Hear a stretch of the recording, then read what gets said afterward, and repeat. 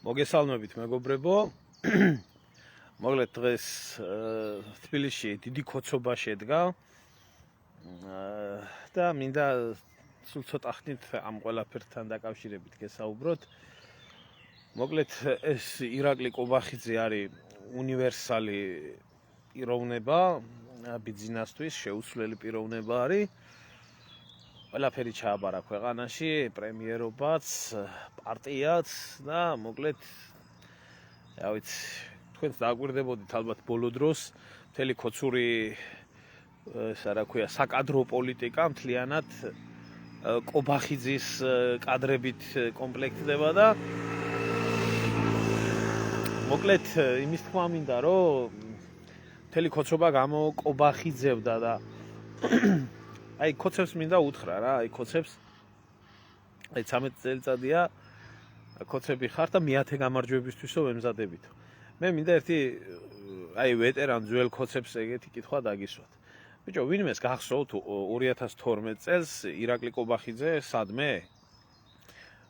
თუ ქოცი თუ არ იყო, ყოველ შემთხვევაში მხარდამჭერი ვინც იყო და ვინც იბრძოდა 2012 წელს რომ ნაციონალების რეჟიმი გადავარდნილიყო, თუ ვინმეს გახსოვთ ირაკლი კობახიძე სადმე ყოფილიყო? სადმე გამოჩენილიყო, რომელიმე საპროტესტო აქციაზე, სადმე ხმა ამოეღო, სადმე ნაბიჯი გადმოედგა. აი მაშინ, როდესაც მართლა რთული პერიოდი იდგა და ჯოხი თუ გადატყდებოდა ჩვეულებრივ ადამიანებზე, თუ არა ივანიშვილს და ზევითაზევით, არც მაშინ შეეხებოდა არავინ და არც ახლა რო არ ეხება ეს არც სააკაშვილს და არც ივანიშვილს ნათელია, მაგრამ მე არ მახსოვს ეგეთი პერსონა არსად, იმიტომ რომ 2012 წელს აქტიურად ვიყავი ჩართული ამ ყველაფერში და კარგად ხედავდი რა ხდებოდა რეგიონებში თუ ცენტრში და ირაკლი კობახიძე არსად არ იყო. მაგ დროს ირაკლი კობახიძე მოათრიეს სადღაც არ მახსოვს 2016 წელი იყო, 15 წელი იყო. მე მოათრიეს, დასვეს იქ და იმით დაამახსოვრა ერს თავი, რომ ამბობდა მეო ეროვნული ცნობიერებაო, არ ვიციო საერთოდო რას ნიშნავსო და სასიშათაც მიმაჩნიაო კაცო. ჩემი სიტყვები ხო არა, მაგ სირის სიტყვებია. დღეს ერთმა დამიწერა კომენტარებში, რატო დეფო ამ არქივებსო, რომ დაკითხვისო, ვამბობო, ცირკი არისო და რატო დეფო შენ გვერდზეო. იმიტომ დეფო ასე არქივებად შევინახო, იმიტომ რომ მე ქრება ეგ ინფორმაციები და მე გეუბნებიან 21 საუკუნეა ინფორმაციის ეპოქა და ესეთი რაღაცა არ ყოფილაო და არსებობს ამის არქივიც არსებობს და ეს პიროვნება არავის არსად არ ახსოვს მაშინ. რა დამსახურება აქვს ამ კაცს ამნაირი, თუნდაც თქვენ შორის ქოცებს შორის, რომ ირაკლი კობახიძე და მისი გუნდი ასე არის გაბატონებული მთელს საქოცეთზე. მთელი ქვეყანა, კაი ახ ქოცებს კი სერი გიტეხია თქვენ პარტიაშიც, კიდე იგი იქნიათ, მაგრამ მთელი ქვეყნის მასშტაბით. მაგი და მისი კადრები იქ იქნება, უშიშროების სამინისტრო იქნება, იქ მინისტრები იქნება, თუ ის იქნება, რა დამსახურება აქვს ამ კაცს ამნაირი. იგივე აჭარაში. ხო, ამ აჭარას კიდევ არ დაადგა საშველი. რიჟვაზე ყავდათ და ყოფილი ნაცი და ახლა მოხსდნენ და ახლა შეიძლება დაიჭირონ. კაი კორუმპირებული ვირთხა იყო მაგიც, მაგრამ ყოველ შემთხვევაში უკეთესი თუ არ იცვლება საქმე ამაშია და გადავხედე, ესე იგი, ქოცების მთელს იმას, რა ქვია, გენერალიტეტს და 2012 წლიანებიდან კაცშვილი ვერ დავინახე იქ. ერთი ვოლსკი იყო, ვოლსკი 1000-ზე გადანახტომი, კალაძე იყო, ასევეც 10000-ზე გადანახტომი, თუ რომელი მთავრობა მოვიდა, ყველას რო უძრებოდა შევარდნაძის დაწყებული, სააკაშვილით გაგრძელებული და შემდეგ ამითი, წულუკიანი, დანარჩენი კაცშვილი არ იყვნენ ისინი 2012 წლიანი. ყველა ესე იგი ამ კაცმა ივანიშვილმა ნელ-ნელა გამოიყენა, თავისი თანამებრძოლებიც კი გამოიყენა ერთიანად, მე აკეთებია საქმე, ზოგს ასე აჭამა, ზოგს ისე აჭამა, ზოგი გასვლა, მე ჩაფარცხა მოიცილა. და ახლა ერთადერთი შვილობილი, აი როგორც გამოჩნდა, არის აი ორი მამაშვილური ჩახუტება აქვს. როგორ უყვართ ერთმანეთი და რა მაგარი თანამებრძოლები არიან.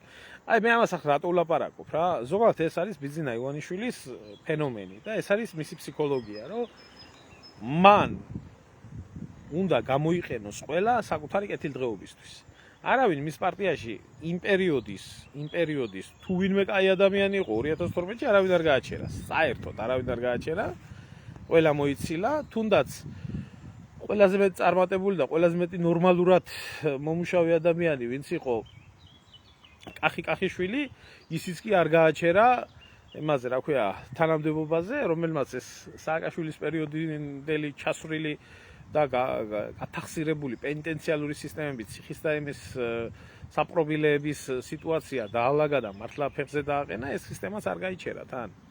არ გაიჩერა ეს ადამიანი, იმიტომ რომ ამ ადამიანს შეეძლო სხვა მხრივაც ბევრი რაღაცა კარგი რაღაცა გაიკეთებია და მოიცილა ეს ადამიანი და დასვა ესეთი ნაგვები. კობახიძე, დინარაძე, ახლა ამათი პარადინის და მე ამათი პარადი რო ჩაივლის, მე ამათაც ამოარტყამს პანგურს და მე მოიყვანს კიდე სხვას და გაგრძელდება ასე. ასე იყო ბიძინა ივანიშვილი, მანამდეც თავიდან იყო შევარდნაძეს უძროებოდა და ერთმანეთს უძროებოდნენ, მე სააკაშვილს უძროებოდა. ეხლა თავისი ჩამოაყალიბა და თვითონ იზროენს ასე ხალხს და თვითონ რჩება მუდმივად და აყენებს პალაჟენიას. ახლა მე ვეკითხები იმ ხალხს, რომლებიც ძალიან აღშფოთებული და შეშფოთებული არიან და ვენებს იჭრიან იმისთვის, რომ თურმე როგორ გვეღუპება სამშობლო. აი, ახლა მოდის არჩევნები. მეათეჯერ უნდაო გავიმარჯვოთო საქართველოში. ბიჭო, ძაღლის ყბამა გამომული. თუ არ ხარ ქოცი, მე არა მაქვს იმ ადამიანებზე საუბარი, მოხუცებული პენსიონერი ადამიანია და პენსია რომ მოუმატენ და კაი როგონია და რო წავა და ხმას მიცემს. აი, ახალგაზრდა ნორმალურად მოაზროვნე ადამიანი, რომელსაც ჭკუა მოეკითხება და თვითონაც მიდის და შეგნებულად აძლევს ქოცებს ხმას და მიყავს სხვაც, აგიტატორობს. რამდენი აპირებთ ახლა წასვლას და კიდე მეათეჯერ ქოცების მოხაზვას. მე ხო არ გეუბნებით, რომ წადით და სხვას მიეცით ხმა. ხო არ გეუბნებით. ზოგადად ამ ცირკში, ამ ბლებში, ამ ტყუილში კიდე რამდენი აპირებთ იმის მონაწილეობის მიღებას. მე ძალიან რო გწყინთ, მე რო ვილანძღები. რამდენი აპირებთ? ალბათ უამრავი. ალბათ 700.000, 800.000, 1,200,000. დაიწყებთ ახლა ლანძღვა გინებას მთავრობისას და როცა მოარჩევნები, რომ დადგებით იმათ რიგით ჯარისკაცებად და დაადებთ თავს და წახვალთ. წინ გაგიძღვებათ კობახიძე. აი მე გეუბნებით ერთ აი ცხრებზე არა მაქვს მე ლაპარაკი, ვინც რო კითხო რომ აზრი მოეთხოვება თუ არა, კატეგორია ხალხი რომელიც მიშა რო იყო მიდიოდა და მიშას აძლევდა ხმას, იმიტომ რომ 14 ლარიდან თუ 7 ლარიდან პენსია 80 ლარამდე აიყვანა, მერე ბიძინა მევიდა და ბიძინას აძლევდა ხმას, იმიტომ რომ პენსია მოუმატა და 400-500 ლარი გახდა ზოგან პენსია და ის ივლის და ის მიცემს კიდეც მომავალში ხმას, მაგრამ მე გეუბნებით თქვენ, აი ნორმალურად რო გკითხოთ ადამიანებს რო აზროვნთ, რამდენი მიდიხართ ახლა, რამდენი აპირებთ გააправოთ ბიძინა ივანიშვილის არჩევანი, რატო არ აპირებთ სახლში დარჩენას. ხო, მე ბიძინას კიდე დააბრალებთ ყველაფერს, აი მეათეჯერ ხდება ეს. და რას გეუბნებათ? ყური მოვკარი ძალიან საკრალურ სიტყვებს, რომელიც 9 არჩევნებია უკვე გვესმის. მომდევნო არჩევნებზე აიკრძალება ნაციონალური მოძრაობა. მომდევნო არჩევნებზე აიკრძალება ნაციონალური მოძრაობა. ჩვენ უნდა ავკრძალოთ ნაციონალური მოძრაობა. ჩვენ უნდა გავასამართლოთ ნაციონალური მოძრაობა. ბიჭო, 9-ჯერ გაყლაპეს და გათოხლეს ეს ნაგავი. ხო გათოხლეს. ახლა არ გათოხლეს, აგერ ეს არჩევნები სანამ იქნებოდა. ოდით, მოგვეცით ხმა და ახლა ავკრძალავთ ნაციონალურ მოძრაობას, მომდევნო არჩევნებში ვერ მიიღებენ მონაწილეობას. აგერ ახლა მოდის მომდევნო არჩევნები და ახლა კიდე გეუბნებიან. ახლა მოგვეცით ხმაო? ახლა თუ მოგცემთ ხმასო? ავკრძალავთ ნაციონალურ მოძრაობას. ბიჭო, აი ესეთი დებილი რატო უნდა იყო ადამიანი, რომ მიდიოდე ამ აზრით უკვე მეათეჯერ ერთი და იგივეს ისმენდე და ხდებოდე აი 9-ჯერ არჩეული პირი ყოველი არჩევნების წინ და ერთი და იგივეს გეუბნებოდეს, შენს ერთი და იგივეს გჯეროდეს და 9-ჯერ გატყუებდეს და მეათეჯერ გატყუებს და ახლა კიდე მიდიოდი. ამას არ ქვია ჩემო კარგებო მსხვერპლობა. ამას არ ქვია ესა რა ქვია აი რა უბედურება გჭირს. ამას ქვია თანამონაწილეობა. კი კრუსუნებთ, კი წუწუნებთ, კი არ მოგწონთ, კი ასე, კი ისე რო გკითხოს ადამიანმა, მაგრამ ქოცების საქმეს აკეთებდით და ქოცების საქმეს გააკეთებთ. და თუ რატო არ უნდა მიხვიდი არჩევნებზე, 1000 ჯერ ამიხსნია და 1001-ით აგიხსნით. ჯერ ერთი რომ ეს არ არის სამართლებრივი ჩარჩოში, სამართლებრივ ჩარჩოში ჩასმული არჩევნები ნამდვილად არ არის, ეს არის ბლეფი, ეს არის ტყუილი. ამას აქვს ვრცელი ისტორია, ეს კანონის დონეზეც ასეა და ყველანაირად ასე არის და მერე და მეორე. სისტემა, რომელიც სინამდვილეში არის 1000 პარტია და ყველა არის ერთი, ამ დამპალი სისტემის ლეგიტიმაცია, რომ ამან იარსებოს, არის მხოლოდ და მხოლოდ ერთი რაღაცა. ხალხმა ცნოს არჩევნები, წავიდეს და დააკანონოს.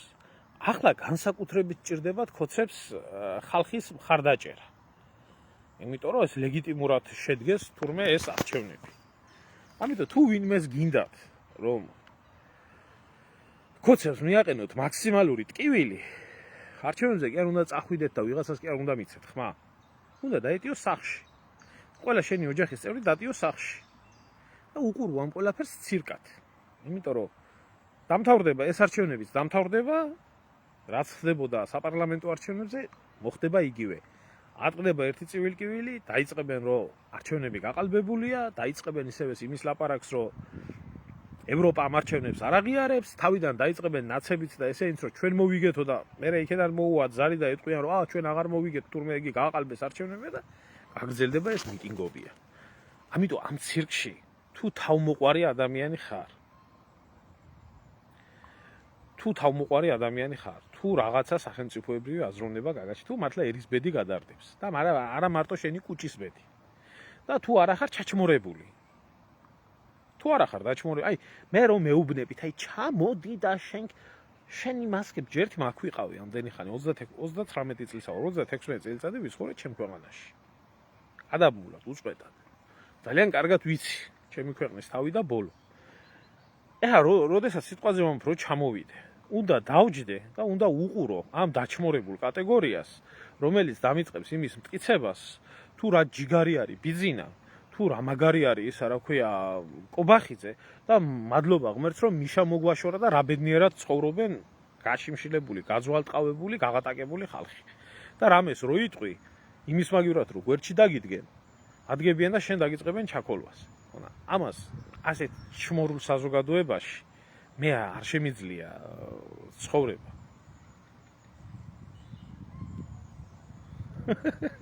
დავითი წერს აგერ აზნაურიშვილი, კაცი რომელიც დედას აგინებდა, ვინც სხვა მიცესო, გავიხედე და ოცნების აგიტატორი იყო. ასე იყო დავით სხვათა შორის.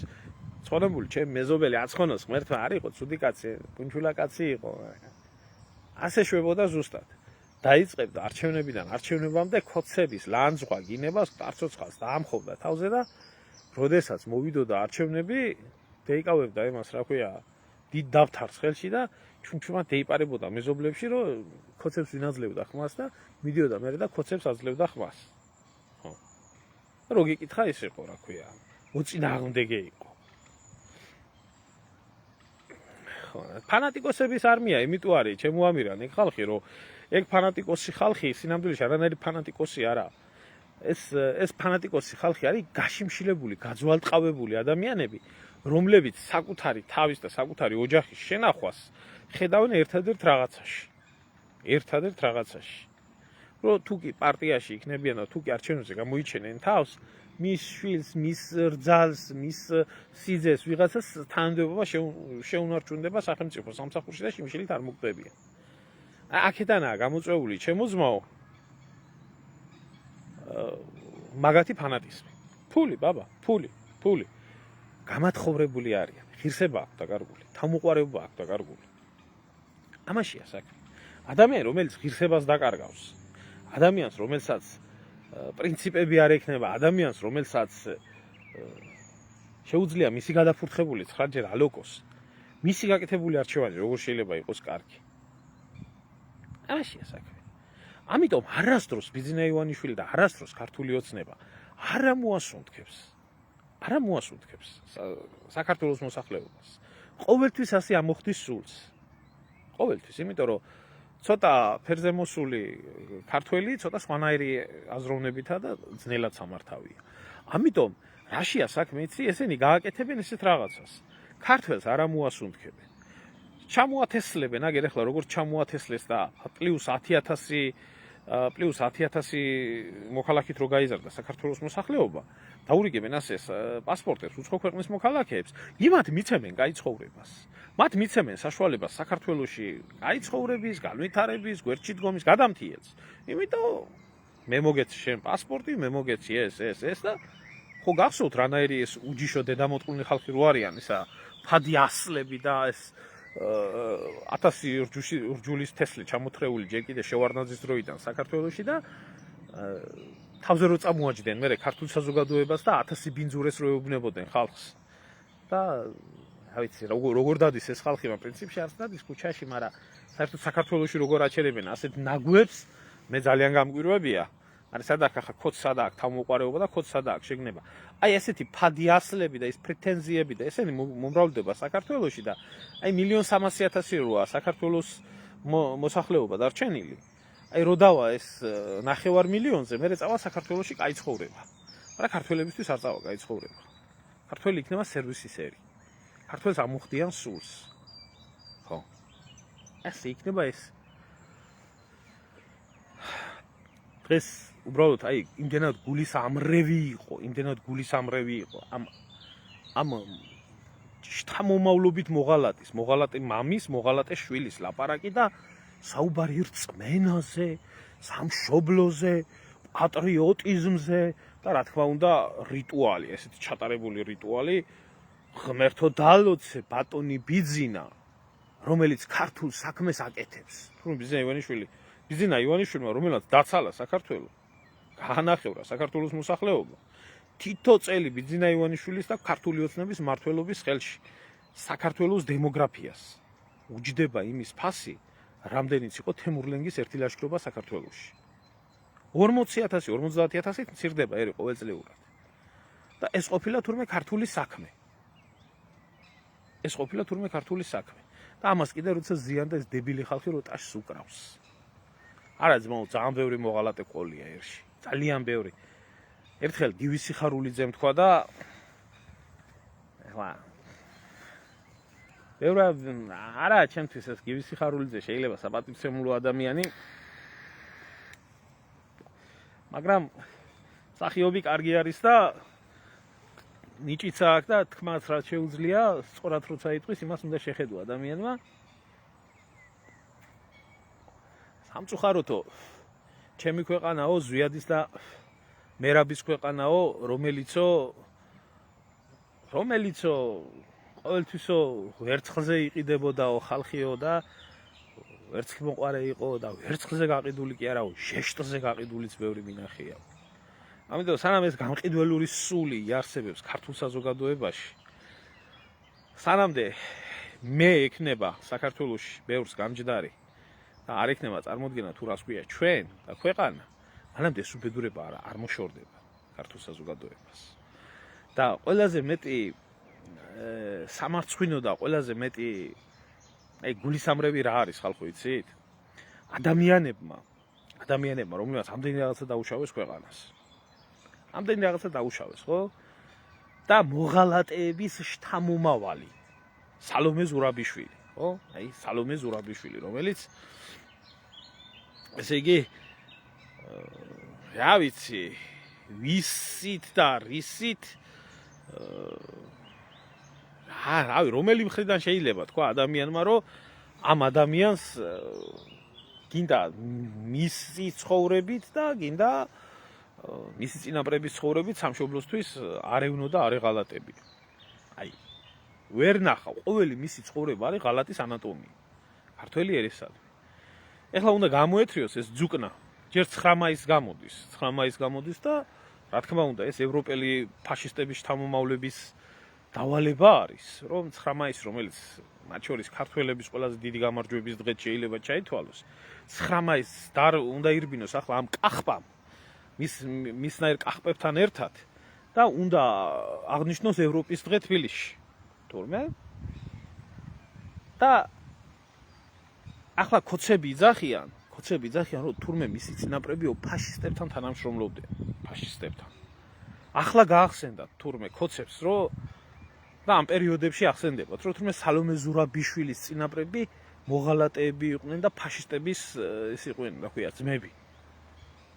და როცა ნიშნავდნენ თანამდებობაზე, როცა გაყავდათ, მაშინ ყველა ჩამდგარი იყო და ფეხქვეშ ჰქონდათ ქვეყანა გაგებული და პირველი პრეზიდენტი ქალი და ლამის თამარ მეფე და ლამის ეს ევროპელი ქალი და ამას რო ამბობდა ბიზინა და ყველა რო მასავით, რა ქვია, სეთურის ბრბოსავით უძახოდა ერთი მეორის მიყოლებით და ახლა რო იძახიან და ახლა რო ეს შთამომავლობით მოღალატე გამოდის 9 მაისის შეურაცხყოფაც რო უნდა და გათახსირება რო უნდა და 26 მაისიო, 26 მაისი ბიჭო, ამათ ჯიშ და ჯილაკს ფეხი როგორ უნდა დაადგმევიო საქართველოში. პრეზიდენტად გაგიხადა კი არა, მაგათი ჯიში საერთოდ 90% ვინც იყო იმ ემიგრაციაში წასული, 90% ყველაზე არ ვამბობ, 90% ყველა იყო ნაგავი. სოციალ-დემოკრატები, რაცა საზიზღარი იდეოლოგიის დღევანდელი, აი ლიბერასტული, პიდარასტული აზროვნების ხალხი, რომელსაც ჭილის დღესავით ეზიზღებოდა საქართველო. მიატოვეს ქვეყანა 1000 უბედურებაში გარიეს. ააქოთ ეს ყველაფერი, გაძარცვეს ქვეყანა, წაიღეს, გაძღენ, გასკდნენ საფრანგეთში, გაიცხოვრებით. და იმათი შთამომავალი როგორ უნდა მოგეყვანა ქვეყანაში და მით უმეტეს პრეზიდენტი როგორ უნდა გაგეხადა. და დღეს ეს ძაღლიშვილი გამოდის და ახლა 26 მაისიო და ეს თავისუფლებაო მე უნდა ჩავიბარო, ჩვენ უნდა ჩავიბაროთ ესო თავის ნაცებთან და ეს ევროპიდანო ხალხი ჩამოვა, რა თქმა უნდა აქედან კანალიზაცია წამოვა იქ და ალბათ რუსთაველზე ამოხეთქავს დიდი კანალიზაცია და ევროპული ნაგავი და ქართული ნაგავი ერთად მოიყრის აქ რუსთაველზე იქ სადაც 9 აპრილის დღეები ხდებოდა და 9 აპრილის გმირები ეცეოდნენ ეს ნაგვები დადგებიან იქ და ჩვენ უნდა ჩავიბაროთ თუ აღლუმი. აი ეს ქვეყანა არის საქართველო. დღევანდელი. და აქამდე ეს ქვეყანა მიიყვანა ბიძინა ივანიშვილმა და ქართულმა ოცნებამ. და მარტო ვერ მიიყვანდა ის ამ ყველაფერს. თქვენი ტაშისყრით მევიდა ეს ყველაფერი იქამდე. თქვენი ტაშისყრით. ახლა კიდე როდესაც აი ვინც ქოცი ახლა ნახავს ახლა ამ ვიდეოს. ახლა დადიქით და მე-10 არჩევნებზე წადით და ბიძინა ივანიშვილს და 41-ს მიეცით ხმა. გვალეშიკობთ. აი ქვეყნის დაქცევაში და გადაშენებაში ასე გამწარებული იყოს ხალხი. ასე ერთმანეთის ზიზღით.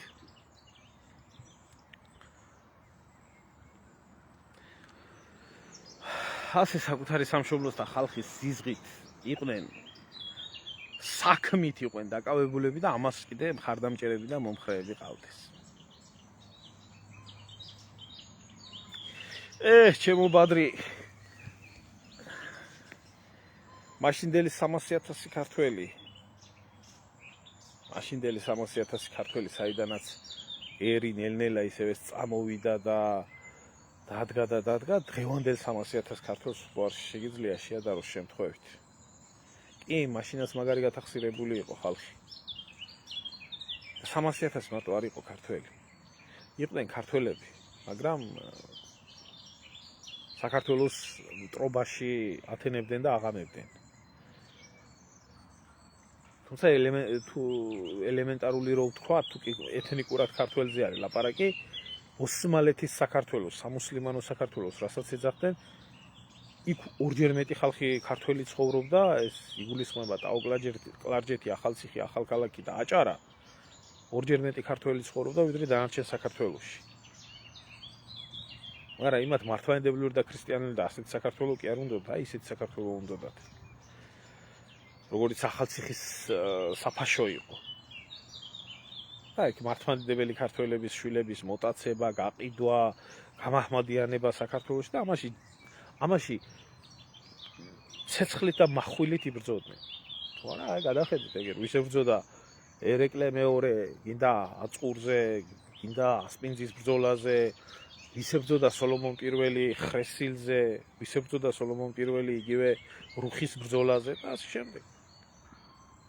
აი ჩათვალეთ, რომ აი ისეთი ქართველებითაა დღეს გავსებული. ოღონდ ახლა ამათ ოსმალეთის იმპერია არ აქვს თავში. ამათ უფრო უარესია. იმიტომ იმ ოსმალეთის იმპერიაში მუსულმანები მაინც იყვნენ და ღმერთის მაინც წამდათ და ღმერთის არსებობის მაინც. ესენი ათეისტები. აგრესიული, ლიბერასტი, პიდარასტი ქართველობა, რომლებსაც გენეტიკის დონეზე ეზიზღებათ საკუთარი ქვეყანა და აქეთ ამ ხარეს ესეთი განათლებული კოცები, რომელი განათლებული კოცებიც ბლომად არიან საქართველოში. ერთმა გამოაცხადა, რომ თურმე ევროკავშირის ბრალი ყოფილა 1921 წელს საბჭოთა რუსეთთან რო შეატოვეს საქართველო. ამას ვინმე ის მაინც აუხსენით. ამ საწოდავს ის მაინც აუხსენით, რომ 1921 წელს არა 1990 წლიდან დაიწყო ევროკავშირმა ესეთი სახელის მინიჭება და 1921 წელს ევროკავშირი არ არსებობდა. ერთა ლიგა არსებობდა მაშინ. რას ყიდულობენ ქალბატონო და იმას ყიდულობენ, რასაც საკუთარი კომფორტი ქვია. ქალბატონო ხათუნა. თქვენ აი ევროპაში ცხოვრობთ, ხო? ძალიან კარგად იცით კომფორტი რა არის, ხო? და საქართველოს კარგად იცით. როგორ შეიძლება ადამიანმა პირად კომფორტზე საკუთარ და უამრავი ქართველი გეყოლებათ ნანახი აქ, რომ აქაც როდესაც ჩამოდიან, შეიძლება პოლიტიკური საკითხის გამო ბევრი რაღაცა ცუდი ილაპარაკო შენ თავრობაზე, მაგრამ პოლიტიკური საკითხის გამო საკუთარ წმენაზე თქვა უარი, საკუთარ ნამუსზე თქვა უარი, სინდისზე, ზოგი ლესბიანკად დაეწეროს, ზოგი პიდარასტად დაეწეროს, იმისთვის რომ საბუთია იყოს, აი რამდენი გინახიათ. ეგეც იგივე ღალატია, საკუთარი თავის ღალატია და საკუთარი რწმენის ღალატია და უამრავი რაღაცის ღალატი არის კიდე. სამშობლოს ღალატი, მეტი კი არაფერი არა. ნამუსი და სინდისი ბევრმა გაყიდა, მაგრამ უკან მერე ვეღარავინ იყიდა. ამაშია საქმე. გაიხარეთ, ღმერთმა გაგიმორჩოთ. აი მოკლედ ამის თქმა მინდოდა რა და ოჩახ კოცებო, აბა თქვენ იცით. გამოზარდეთ ახლა თქვენ ახალგაზრდა ნორჩი კოცუნიები, რომელ ნორჩ კოცუნიებს 2012 წელს საერთოდ არ ახსოვთ და არც აინტერესებთ და მათთვის აი ეს კოცური ცხოვრებით იწყება ცხოვრება და კოცური ცხოვრებით თავდება ცხოვრება და ამიტომ 2012-იანი აღარავინ არ ახსოვთ და მეცოდებით ყველა ვისაც აი კიდე ქართული ოცნების ასე რომ ვთქვათ პარტიაში ყოფნა გიწევთ და ძალიან კარგად იცით თქვენივე თვალით და თქვენივე გამოცდილებით რაც ხდება მაგ პარტიაში. რომ იმ პერიოდის მართლა ვინც იყვნენ მებრძოლები და მართლა ვინც იყვნენ ქვეყნისთვის რაღაცის გამკეთებლები და რისთვისაც იბრძოდნენ, ის აღარავინ და აღარაფერი აღარ დარჩა. გამოკობახიძევდა მთელი საკოცეთი. და მინდა უთხრა ბიძინა ივანიშვილი, შეიძლება არ უნდა ვეუბნებოდე, მაგრამ ჩემსაც მაინც არავინ არ გაიგონებს ამის დიდი იმედი მაქვს და მინდა ერთი რაღაცის თქმა.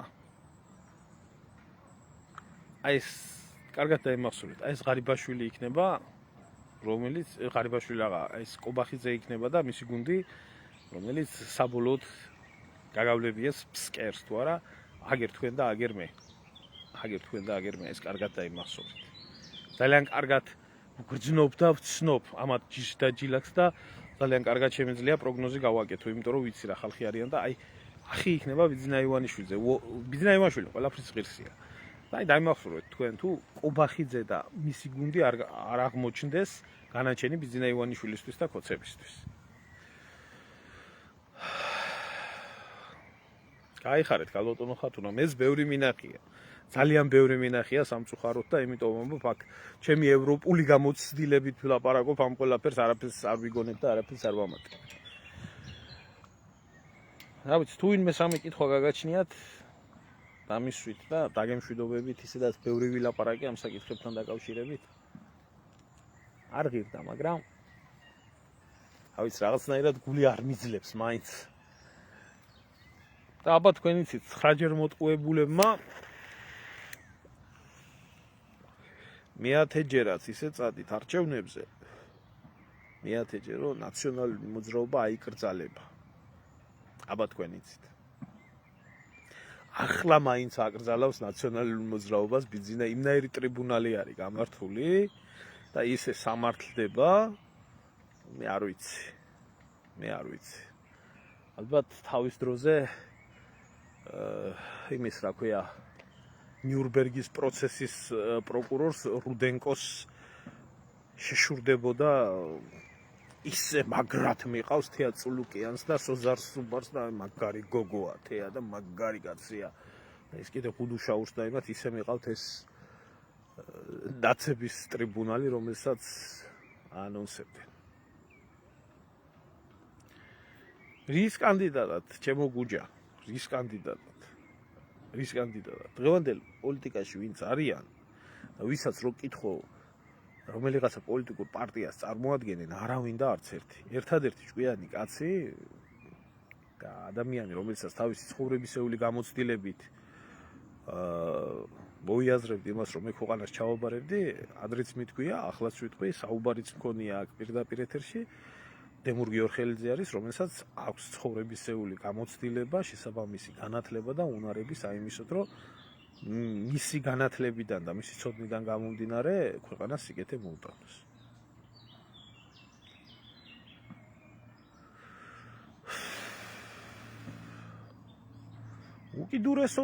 უკიდურესობის ერი ვართ ჩვენ და ყოველთვის ასე ხდება.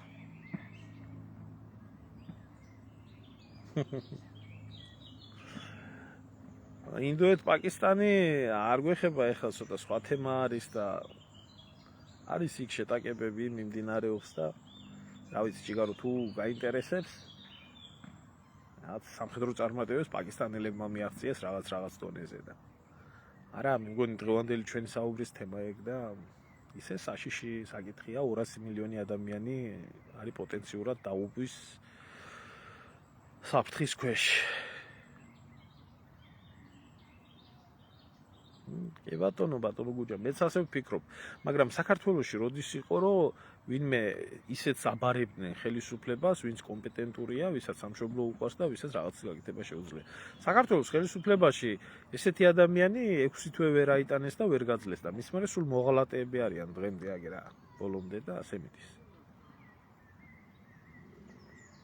ეგა კარგი ჩემოკარგებო დაგემშვიდობებით და რა ვიცი ვისურვებდი უკეთესობას ყველაფრის მიმართულებაში თუმცა რეალისტი უნდა ვიყო და სირაკლე მასავით თავის ჩაყოფა არ ღირს ამ ყველაფერში სილაში და ესე ცხოვრება მე ჯერჯერობით ვერაფერ კაის ვერ ვხედა ამიტომ ერთადერთი გამოსავალი არის დაჯდე სახლში და უყურო ტელევიზორიდან ამ ყველაფერს ეგ არის